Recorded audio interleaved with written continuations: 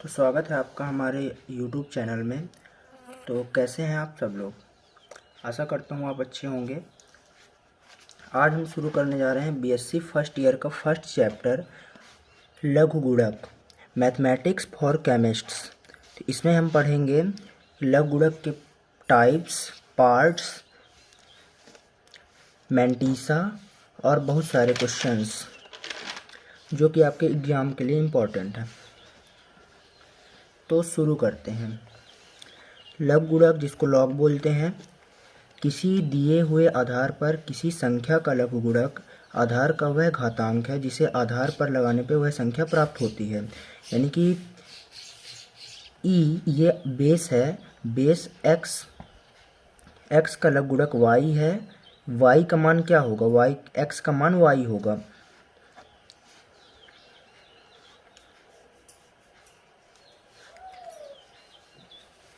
तो इसको हम बोल सकते हैं लॉग ई वाई बराबर एक्स।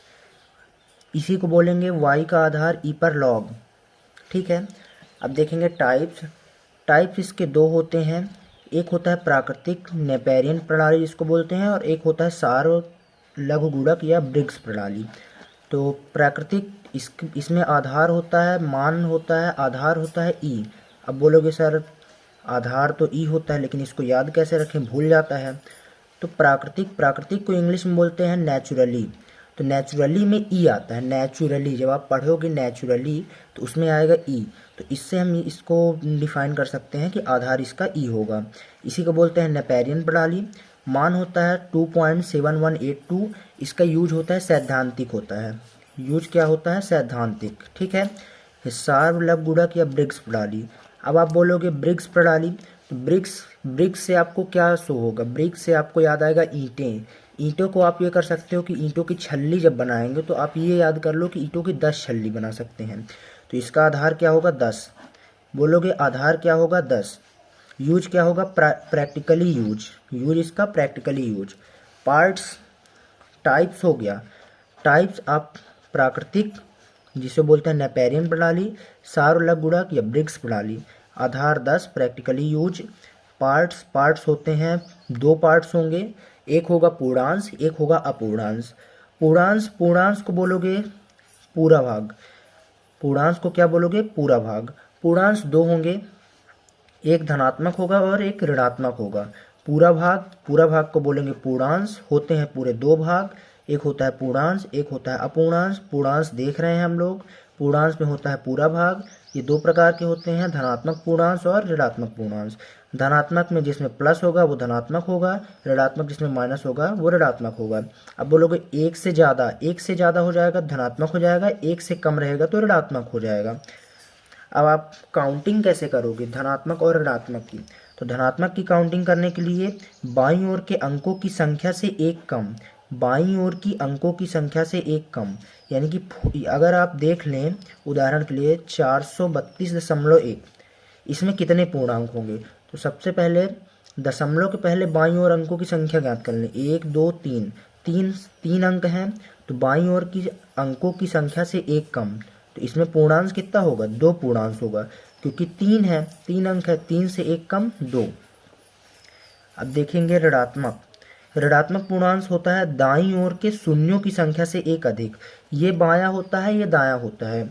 तो दाईं ओर की शून्यों की संख्या से एक अधिक, तो 0.42। अगर जैसे हम देखेंगे उदाहरण देखेंगे, जैसे 0.4212, इसमें 0.4212, तो दाईं ओर की शून्यों की संख्या से एक अधिक। इसमें शून्य एक भी नहीं है, यानी कि 0 शून्य। कितने शून्य हैं? 0।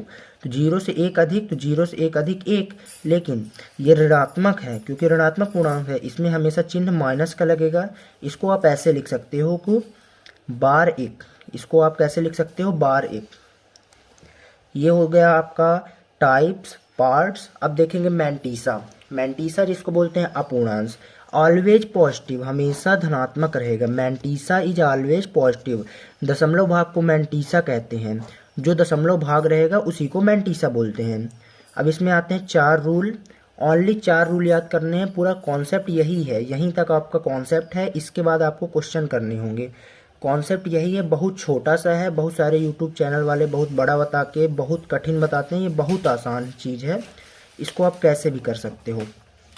तो रूल है लॉग एम की पावर एन, तो इसको बोलोगे लॉग ए की पावर एम प्लस लॉग ए की पावर एन, यानी कि गुणे में रहेगा तो प्लस हो जाएगा, अगर गुणा रहेगा तो गुणे का साइन प्लस में इंटरचेंज करेंगे, भाग रहेगा भाग का साइन हमेशा माइनस में इंटरचेंज करेंगे, क्योंकि आप गुणा कर रहे हो तो किसी चीज़ को बढ़ा रहे हो, भाग कर रहे हो तो किसी चीज़ को घटा रहे हो। तो वहीं log m बाई एन मतलब आप इसमें भाग कर रहे हो मतलब घटा रहे हो, तो log a की power m minus log a की पावर n, माइनस के चिन्ह आ गया, ये मैंने बताया था। इसके बाद आप बोलोगे log a m की पावर n, तो n जो है ये n इधर आ जाएगा, तो n को इधर भेज दो, तो n log a m, a की पावर m, फिर वो आएगा log e x, इसका मान इसको तो याद करना पड़ेगा, कोई लॉजिक नहीं, नो लॉजिक, याद कर लो सबसे बढ़िया। तो log e x बराबर 2.303 log 10x होता है, और log 10 की पावर x बराबर होता है 0.4343 log e x।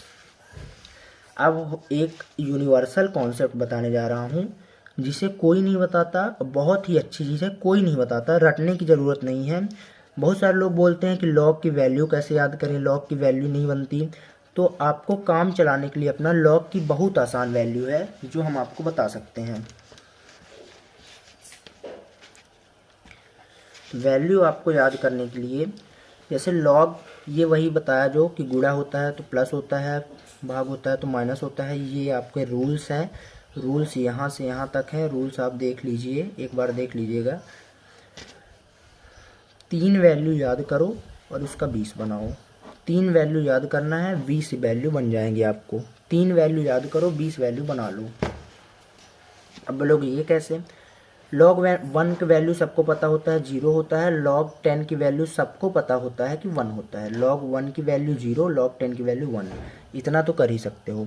इसके बाद log 2 की वैल्यू याद कर लेना है 0.3010, log 3 की वैल्यू 0.4771। अब log 4 की वैल्यू निकालना है, तो log 4 बराबर आप लिख सकते हो log 2 का स्क्वायर, log 2 का स्क्वायर 2 दूनी 4, log 4 ऐसे लिख सकते हो। यहाँ पे मैंने बताया था कि log m की पावर n बराबर n log m, तो यहाँ पे n log m हो गया n log m, इसको m मान लेंगे, इसको n, तो यहाँ पे 2 गुणे 2 इधर आ गया, तो ये 2 इधर लिख दिए, 2 गुणे log 2 की वैल्यू लिख देंगे 0.3010 लिख दिए, तो ये हो गया 0.6020। log 5 की वैल्यू याद कर लेनी है, log 5 की वैल्यू होती है 0.6989। log 6 की वैल्यू log 2 इंटू 3 कर देंगे तो log 6 आ जाएगा, 2 3 6, log 2 इंटू 3, इसको ऐसे तोड़ेंगे, तो यहाँ पे गुणे में है तो इसको प्लस में लिख सकते हैं, log 2 प्लस log 3 इसको लिख सकते हैं। इसके बाद log 2 की वैल्यू और log 3 की वैल्यू रखेंगे और यहाँ से इसको जोड़ के आंसर निकालेंगे, सिंपल है। इसके बाद log 7 की वैल्यू याद कर लेनी है 0.8450 होती है। log 8 की वैल्यू 2 का क्यूब 8 होता है, तो यहाँ पे 2 का क्यूब लिख देंगे, और ये घात में है इसलिए इधर आगे आ जाएगी, n log m हो जाएगा, तो n log m।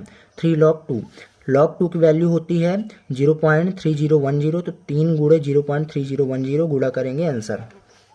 log 10 की वैल्यू एक बताया था। अब log 20 की वैल्यू याद करने की ज़रूरत नहीं है, log 2 की वैल्यू होती है 3010, तो log 20 की वैल्यू सिर्फ इधर 0 बढ़ाया तो इधर 1 बढ़ा दो, तो 1.3010, सिंपल। log 30 की वैल्यू, log 3 की वैल्यू होती है 4771 पॉइंट, तो यहाँ पे 0 बढ़ाया तो यहाँ 1 बढ़ा दो, तो 1.4771। ऐसे ही log 40 की वैल्यू, log 50 की, log 60 की, log 70, log 80, सिंपल वे में एकदम बताया हुआ है। और लास्ट में आएगा log 100 की वैल्यू हो जाएगी 2, क्योंकि log 10 की होती है 1, तो log 100 की 2। अगले वीडियो में हम आपको प्रीवियस ईयर क्वेश्चंस करवाएंगे, बहुत ही सिंपल कॉन्सेप्ट है, आप कर सकते हो आसानी से। Okay, thank you.